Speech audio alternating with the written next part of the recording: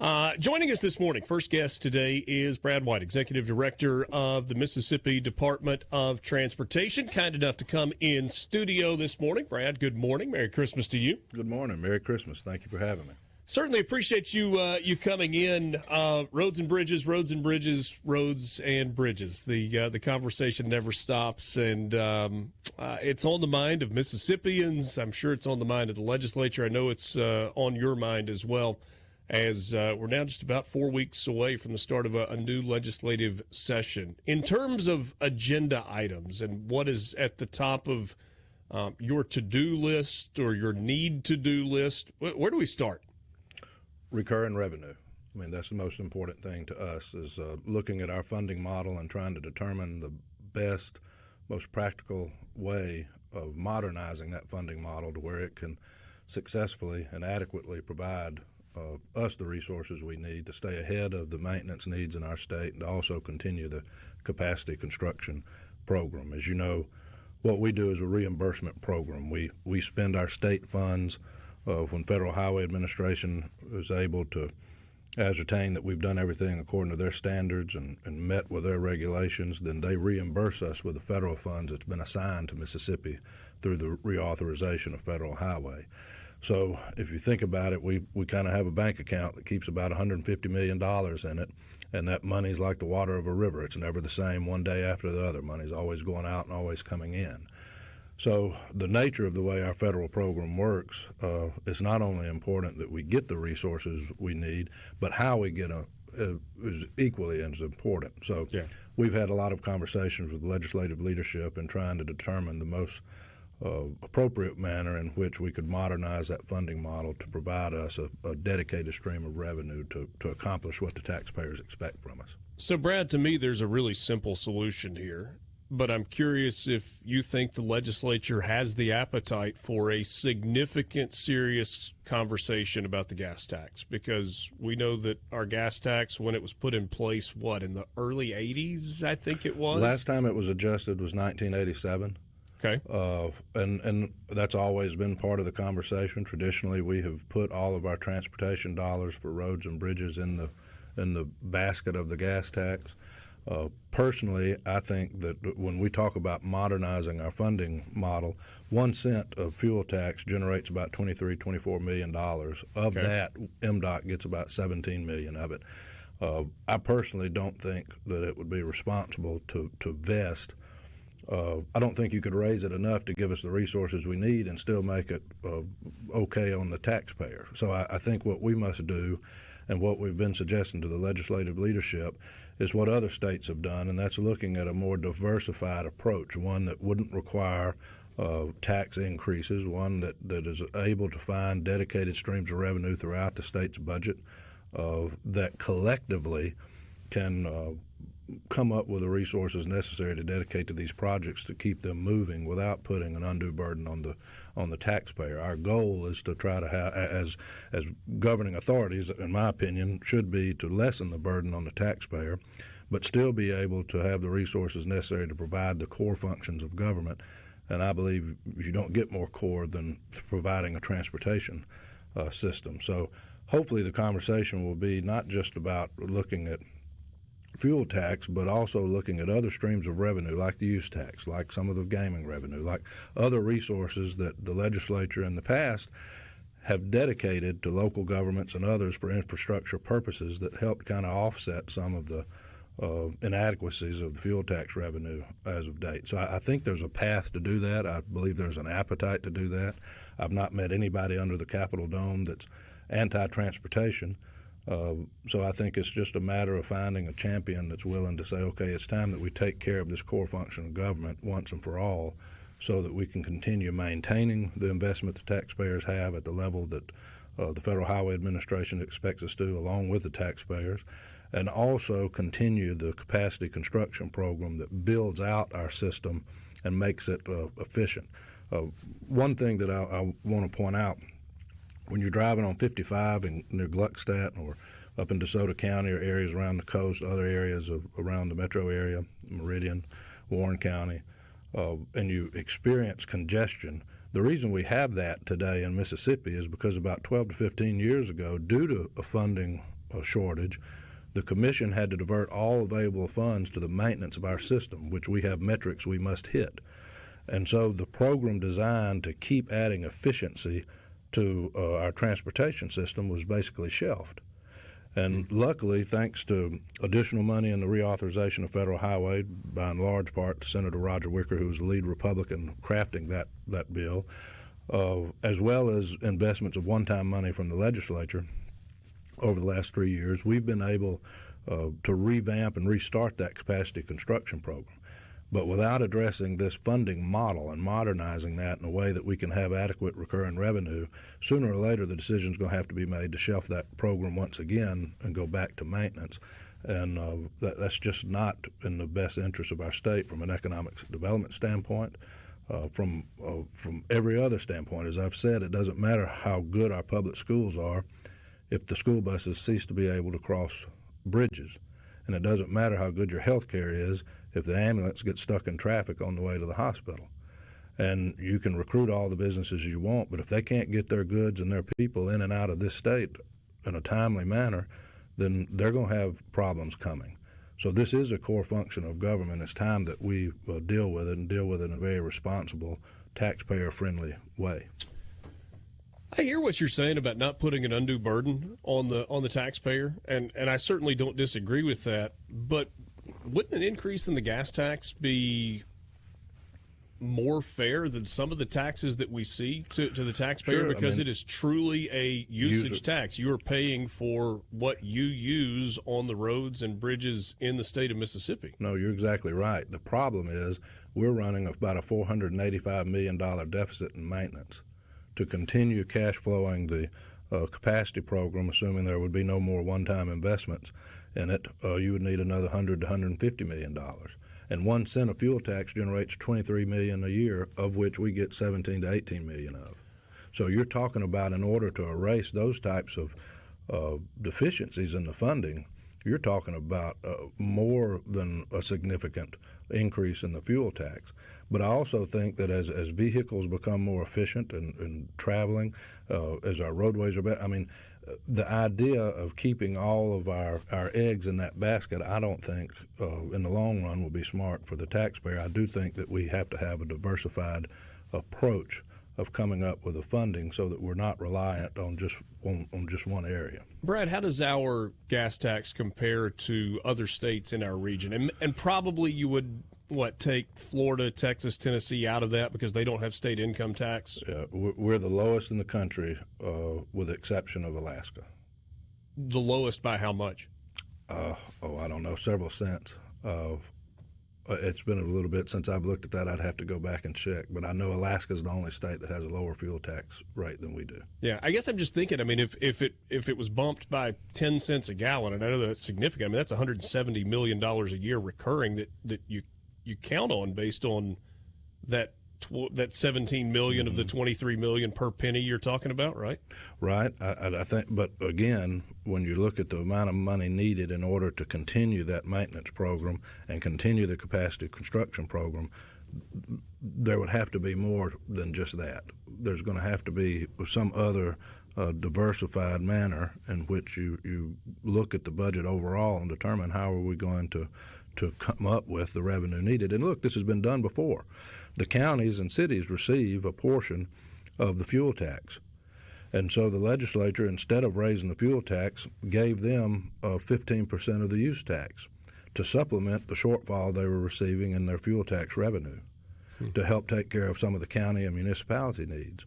So this has been done before, to where you find, fuel tax, use tax, and other streams of revenue that together you've been able to piece together the amount of money needed to run a successful and efficient program. So that's all we're suggesting, is do the same thing that's been done before, just do it with MDOT. People always want to know about the projects that are going on right now and the projects that are on the docket in the future. And I know sometimes that's a little bit of a moving target. We'll address some of those when we come back. Brad White, Executive Director of the Mississippi Department of Transportation.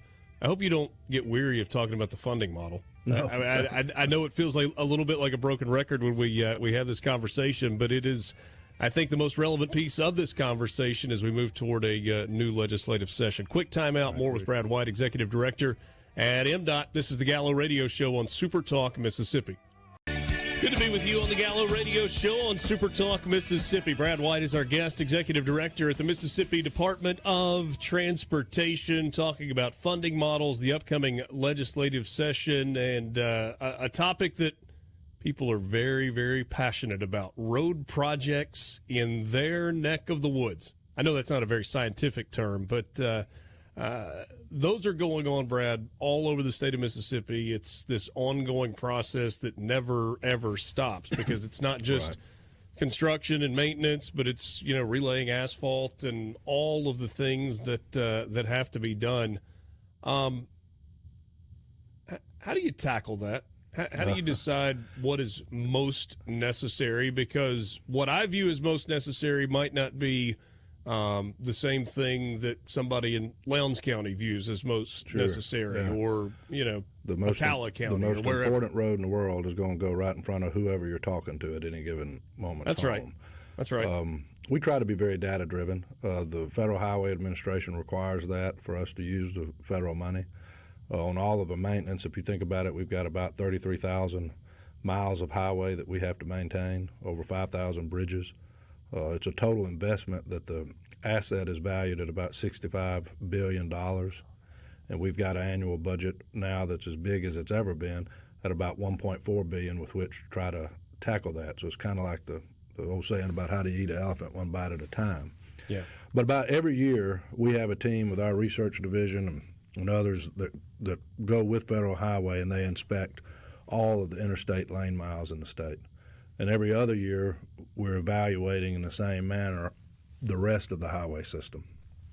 And so from that, you have metrics that the federal government expects us to hit. A certain percentage of your roadways have to be in good shape, a certain percentage in fair, and only a certain percentage would be allowed to be in what's considered poor. Mm-hmm. So we have to dedicate the revenue necessary to keep enough maintenance projects going to meet those federal requirements so that we don't risk losing the federal money. And that's where I was talking about 12 or 15 years ago that the commission ran into a funding issue with that, and where we were not going to be able to do that and continue building out our system, turning 2 lanes into 4 lanes, building bypasses, doing all the things necessary to make to avoid congestion and make the system suitable to carry the amount of traffic that is on it. And so they had to cancel that program to put all the money that MDOT had towards maintenance or risk losing the federal dollars. Luckily, within the last 3 years, we've been in a financial situation where we were able to go back and look at some of these capacity projects, which without the help of the legislature and the Congress, we wouldn't have been able to do. But primarily our ability to do that has been because of the one-time money that we've received. And so our concern is that sooner or later the one-time money is going to stop. And if we haven't addressed the bigger problem, which is the lack of revenue in that dedicated stream of funding that comes to us with which to tackle all of these things, that we're going to be back in the same situation that we found ourselves in a little over a decade ago, only this time we're going to start off a lot deeper in the hole. So hopefully we'll be able to avoid that. And look, I've got to tell you, I've had really good conversations with members of the legislature. Chairman Trey Lamar and Speaker Jason White on the House side are actively looking at ways to try to address this need and pulling data. The Lieutenant Governor's staff are in constant contact with us. And it's not just MDOT. If you look at the state aid road system that the state operates on behalf of the counties, that goes through municipalities and counties, they're running at about $100 million deficit in order to reach all of the needs that they have. And I know that that's going to be a top priority of the Supervisors Association coming in, and I look forward to partnering with them to hopefully see this session become somewhat of an infrastructure session, Are roundabouts as popular throughout the state of Mississippi as they are in my hometown of Oxford? No, it depends. If what I've observed is when we install the first one in an area that's not used to them, people don't like it at all.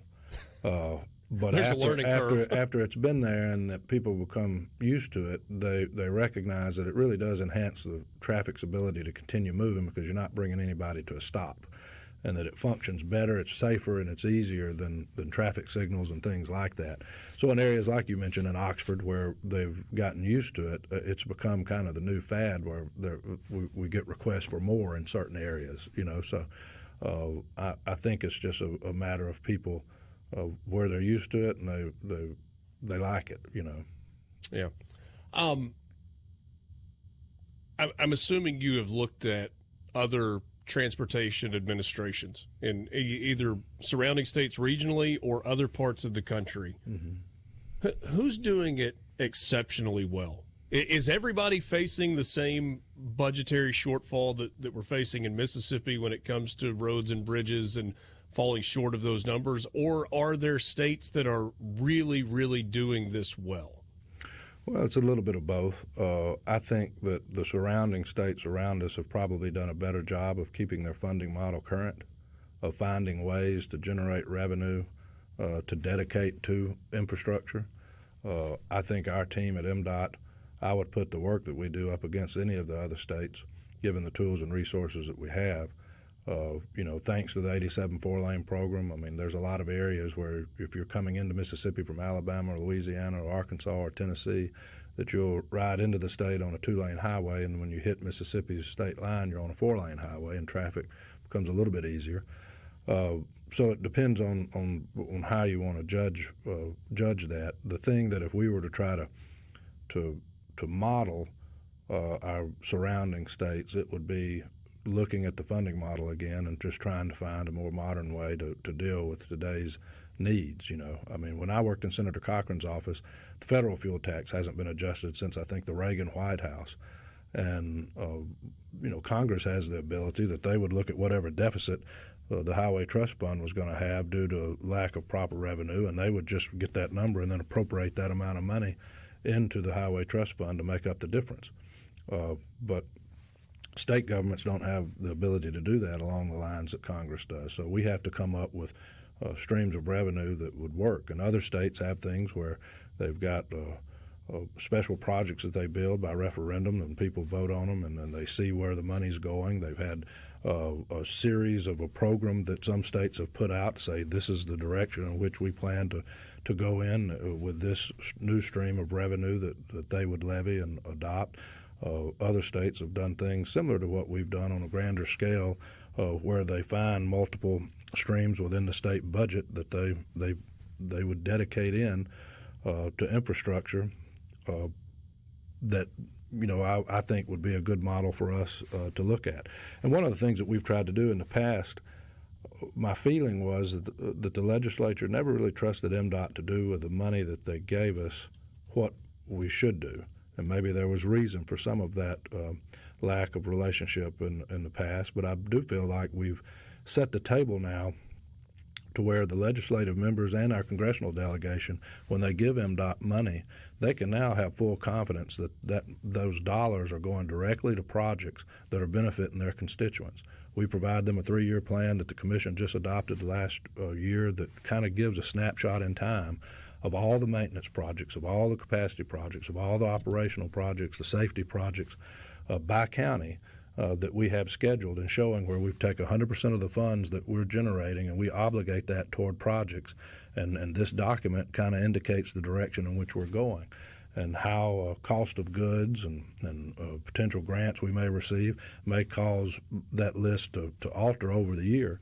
But it does allow them to have a good sense of what we're doing with the resources they give us. And so I hope that we've seen an increase in confidence on the part of our state and federal leaders in the agency and in our ability to take what they give us and invest it.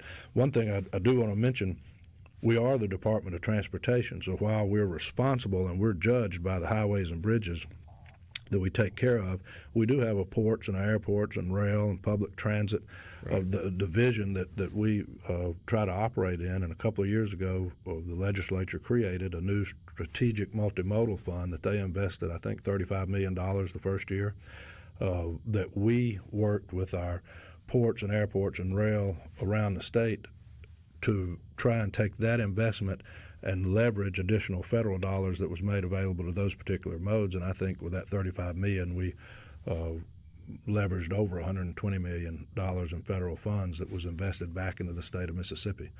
So, again, hopefully this will be a session that we look at the positive nature and the positive outcome of the investments that are made into our transportation system and the return on those investments and why it would make sense for us to continue doing that. Could Mississippi ever see toll roads? You know, when I worked at MDOT the first time, I've been there here twice. This is my second stint here. The legislature gave the department the authority to build toll roads. It had to be an alternate route. Or it had to be, certain things about it. I think in 2008 there was a road that was going to be built between downtown Jackson out to the airport that met the financial model that the investor that was going to build the road could see that he would get the return on the investment. And then the economy tanked, and that opportunity went away. We have the ability to do it. It's just a matter of finding a project that would encourage the investors to come in and make that initial investment and have the confidence that they would recoup their money. Brad, always appreciate your time. Thanks for the update, and look forward to talking to you in 2025. Thank you, and Merry Christmas. You as well. Brad White, Executive Director, MDOT, on the Gallo Radio Show.